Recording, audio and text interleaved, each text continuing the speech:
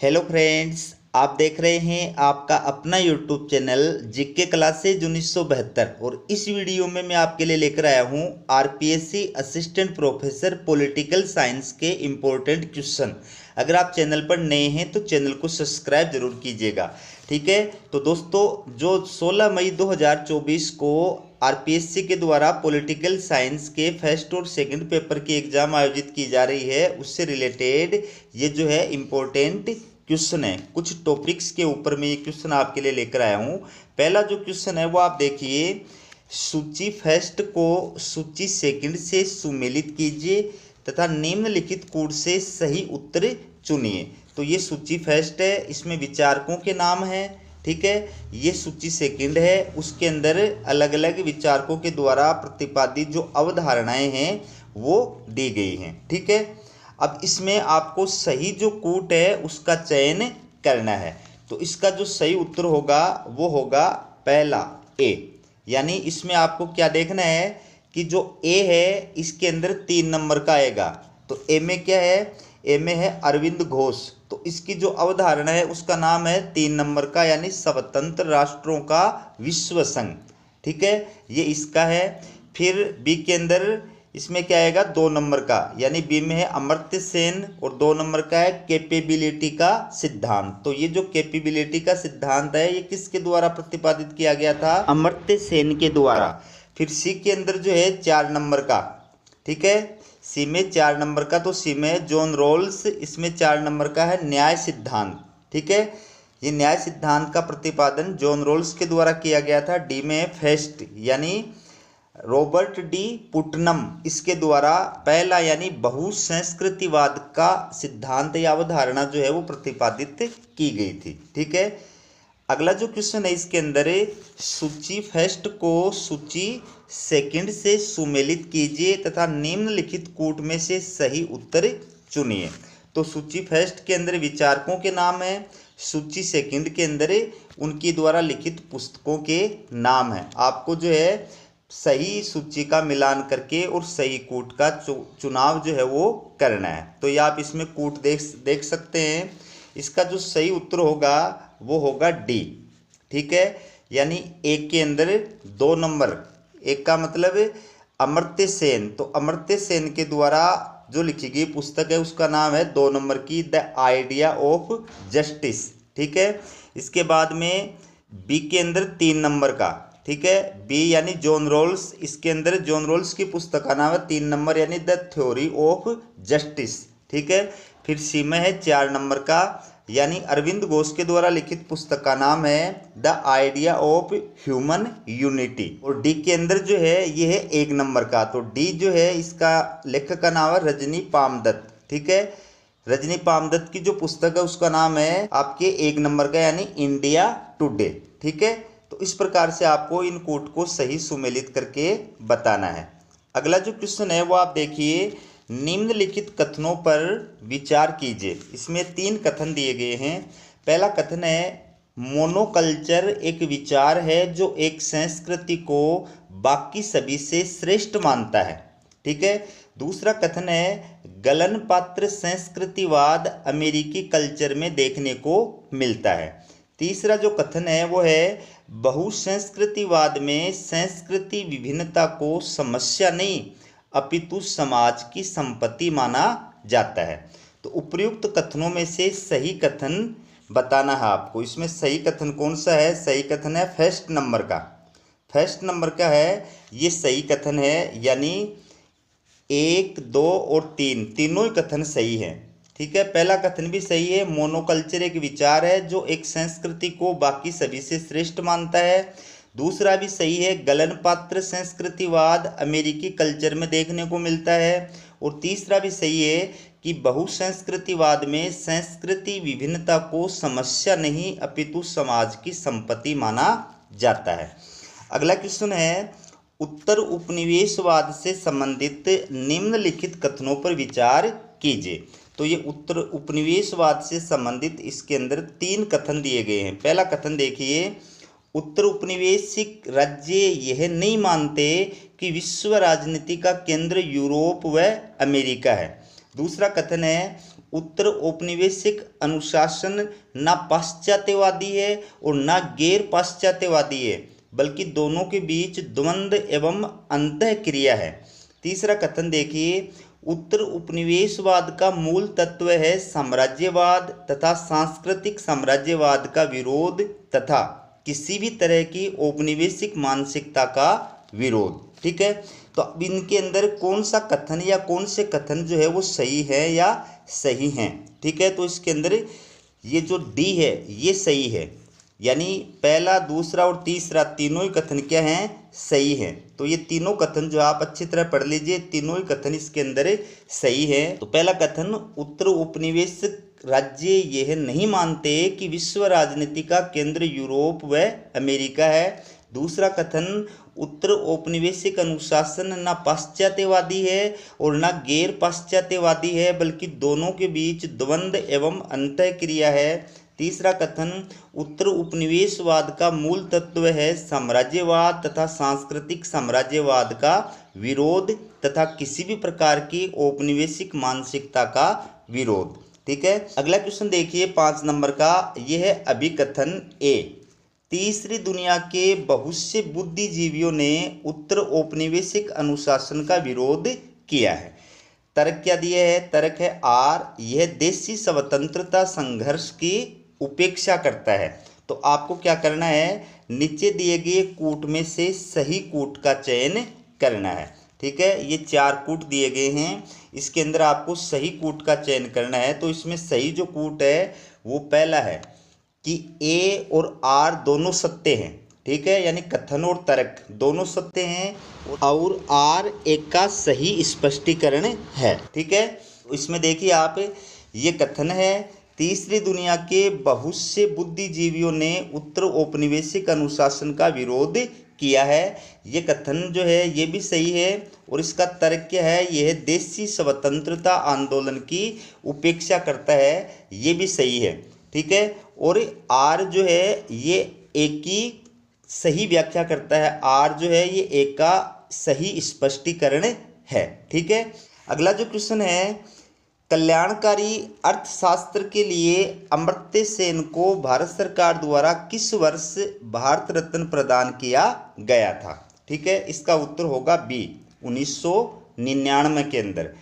ठीक है, आपको बता दूं कि 1998 के अंदर कल्याणकारी अर्थशास्त्र के लिए अमर्त्य सेन को जो है नोबेल पुरस्कार प्रदान किया गया था। उसके अगले साल यानी 1999 में जो है भारत सरकार के द्वारा कल्याणकारी अर्थशास्त्र के लिए अमर्त्य सेन को भारत रत्न जो है वो प्रदान किया गया था। ठीक है, अगला क्वेश्चन देखिए, श्री अरविंदो आश्रम की स्थापना कब और कहाँ की गई थी। तो इसका जो सही उत्तर होगा वो होगा बी, 1926 में पुडुचेरी के अंदर। ठीक है, 1926 में पुडुचेरी के अंदर श्री अरविंदो आश्रम की स्थापना की गई थी। अगला क्वेश्चन है, अमर्त्य सेन द्वारा किसी व्यक्ति की भलाई के मूल्यांकन के लिए बताए गए 4 प्रमुख तत्वों में निम्न में से कौन सा तत्व नहीं है। तो अमर्त्य सेन के द्वारा व्यक्ति की भलाई के मूल्यांकन के लिए कितने तत्व बताए गए हैं, 4 तत्व बताए गए हैं। तो इनमें से कौन सा तत्व नहीं है ये आपको बताना है। तो इसका उत्तर आएगा डी, वास्तविक क्षमता, ये नहीं है। क्षमताओं में अंतर ये भी है, अनुकूली प्राथमिकताएं ये भी है, प्रावर्तन जटिलताएं ये भी है, लेकिन वास्तविक जो क्षमता है ये इसके अंदर नहीं है। तो 4 नंबर का जो इसके अंदर तत्व है इसके स्थान पर क्या आएगा, उपलब्धि और प्रभावी स्वतंत्रता। ठीक है, 4 तत्व बताए हैं तो उसमें चौथा तत्व क्या आएगा, उपलब्धि और प्रभावी स्वतंत्रता। अगला जो क्वेश्चन है वो देखिए, नोटबंदी एक दिशाहीन मिसाइल थी जिसे सरकार ने लोकतांत्रिक परंपराओं के निर्वहन के बगैर फायर किया था। नोटबंदी की आलोचना करते हुए यह किसने कहा था। ठीक है, तो इसका जो उत्तर होगा वो होगा अमर्त्य सेन, सी, अमर्त्य सेन के द्वारा ये कथन जो है वो कहा गया था। ठीक है, भारत के किस प्रसिद्ध अर्थशास्त्री के सम्मान में London school of economics and political science के समाजशास्त्र विभाग में 2015 में एक चेयर की स्थापना की गई थी। चेयर यानी अध्ययन पीठ, ठीक है। तो सोशोलॉजी डिपार्टमेंट के अंदर 2015 में एक चेयर जो है उसकी स्थापना किस अर्थशास्त्री के सम्मान में जो है की गई थी? तो इसका उत्तर होगा अमर्त्य सेन, ठीक है। इंपॉर्टेंट क्वेश्चन है ये दोस्तों। अगला क्वेश्चन है, निम्न में से अमर्त्य सेन द्वारा लिखित पुस्तक नहीं है। इनमें से किस पुस्तक की रचना अमर्त्य सेन के द्वारा नहीं की गई थी? तो इसका उत्तर आएगा D, the theory of justice, ठीक है। ऑन इकोनॉमिक अनइक्वलिटी, इसकी रचना भी अमर्त्य सेन के द्वारा की गई है। अनइक्वालिटीज री एग्जामिन्ड, इसकी रचना भी अमर्त्य सेन के द्वारा की गई है। पॉवर्टी एंड फेमाइन्स, इसकी रचना भी अमर्त्य सेन के द्वारा की गई है। द थ्योरी ऑफ जस्टिस, इसकी रचना अमर्त्य सेन के द्वारा नहीं की गई है बल्कि जॉन रोल्स के द्वारा की गई है, ठीक है। तो इसके स्थान पर अमर्त्य सेन के द्वारा लिखित पुस्तक का जो नाम है वो क्या आएगा? द आइडिया ऑफ जस्टिस, ठीक है, द आइडिया ऑफ जस्टिस। अगला क्वेश्चन है, बहुसंस्कृतिवाद के रूप, ठीक है। ये 3 रूप दे रखे हैं बहुसंस्कृतिवाद के: बहुलवादी बहुसंस्कृतिवाद, विशिष्टवादी बहुसंस्कृतिवाद, वास्तविक बहुसंस्कृतिवाद, ठीक है। और ये 3 इसके लक्षण दिए गए हैं। ऊपर जो है बहुसंस्कृतिवाद के 3 रूप दिए गए हैं और नीचे 3 लक्षण दिए गए हैं, ठीक है। पहला लक्षण क्या है? विभिन्नताओं के संरक्षण पर बल दिया जाता है। दूसरा है, विभिन्नताओं का सम्मान तो किया जाता है परंतु विभेदक विशेषताओं को बनाए रखने की कोशिश नहीं की जाती है। तीसरा, इसमें बिना राजकीय समर्थन के समाज अपने स्तर पर सांस्कृतिक बहुलता की रक्षा करता है, ठीक है। तो ये बहुसंस्कृतिवाद के 3 तो रूप है और तीनों की 3 अलग अलग विशेषता है। अब आपको क्या बताना है? निम्नलिखित में से बहुसंस्कृतिवाद के रूप और उनके लक्षण को बताने वाले सही कूट का चयन करें। तो इसमें से कौन सा जो कूट है वो बहुसंस्कृतिवाद के रूप और उनका जो लक्षण है उसको सही बता रहा है? तो इसके अंदर आएगा बी। बी के अंदर क्या है? ए में फर्स्ट, बी में सेकंड और सी में थर्ड। मतलब इसका जो पहले वाला रूप है यानी बहुलवादी बहुसंस्कृतिवाद, तो इसकी जो विशेषता है या लक्षण है वो पहले नंबर का है कि बहुलवादी बहुसंस्कृतिवाद जो है इसमें विभिन्नताओं के संरक्षण पर बल दिया जाता है, ठीक है। दूसरा जो इसके अंदर बहुसंस्कृतिवाद का रूप है विशिष्टतावादी बहुसंस्कृतिवाद, इसका लक्षण है कि इसमें विभिन्नताओं का सम्मान तो किया जाता है परंतु विभेदक विशेषताओं को बनाए रखने की कोशिश नहीं की जाती है, ठीक है।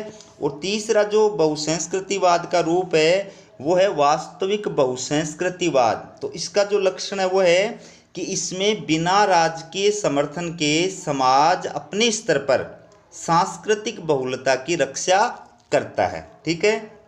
अगला क्वेश्चन है, बहुसंस्कृतिवाद के संदर्भ में निम्न में से कौन सा कथन सत्य है? तो बहुसंस्कृतिवाद के संदर्भ में इनमें से कौन सा कथन जो है वो सत्य है ये आपको बताना है। तो इसमें देखिए 4 कथन दिए गए हैं। पहला है, बहुसंस्कृतिवाद सलाद का कटोरा की धारणा का समर्थन करता है, ठीक है, ये भी सही है। यह एक विशिष्ट स्थान के जनसांख्यिकीय बनावट पर लागू होता है, ये भी सही है। यह आत्मसातकरण और सामाजिक एकीकरण अवधारणाओं के साथ विपरीत होता है, ये भी सही है। भारतीय समाज में यह प्रवृत्ति पश्चिमी समाज से आई है, ये गलत है, ठीक है। बहुसंस्कृतिवाद की प्रवृत्ति भारतीय समाज में पश्चिम से नहीं आई है, पश्चिम के लिए तो ये नई अवधारणा है, नया विचार है। भारत के अंदर तो प्राचीन काल से जो है बहुसंस्कृतिवाद की अवधारणा पाई जाती रही है, प्रचलित रही है, ठीक है। अगला क्वेश्चन है, निम्न में से किसके द्वारा उपनिवेशवाद को औपनिवेशिक पूंजीवाद की संज्ञा दी गई है? उपनिवेशवाद को औपनिवेशिक पूंजीवाद की संज्ञा किसने दी है? इसका उत्तर होगा 1 नंबर का हमजा आलवी, ठीक है, हमजा आलवी। अगला क्वेश्चन है, उपनिवेशवाद के अंतर्गत धन के अपवहन ठीक है, धन के अपवहन की प्रक्रिया को विकृत विस्तृत पुनरुत्थान किसने कहा है? इसका उत्तर जो होगा वो होगा हमजा आलवी। तो धन के अपवहन का मतलब क्या होता है? औपनिवेशवादी काल के अंदर उपनिवेशों से अलग अलग प्रकार के साधनों के जरिए धन को जो है दूसरे देश के अंदर, यानी जिस देश का वो उपनिवेश था उस देश के अंदर भेजा जाता था, तो इसको बोलते हैं धन का अपवहन। तो इस प्रक्रिया को हमजा आलवी जो विद्वान है, इन्होंने क्या संज्ञा दी है? विकृत विस्तृत पुनरुत्थान, इसकी संज्ञा दी है। और लास्ट क्वेश्चन है, अब दुनिया का इतिहास एशिया और अफ्रीका के देशों में लिखा जाएगा। ये कथन किसका है? तो ये कथन है सी, जेके गलबाराइज। जेके गलबाराइज इस विद्वान ने ये कहा है कि अब दुनिया का इतिहास एशिया और अफ्रीका के देशों में लिखा जाएगा। ठीक है, तो ये पेपर सेकंड के कुछ इंपॉर्टेंट टॉपिक्स के क्वेश्चन मैं आपके लिए लेकर आया हूँ। वीडियो कैसा लगा कमेंट करके ज़रूर बताइएगा। हमारा वीडियो देखने के लिए आप सभी का बहुत बहुत धन्यवाद।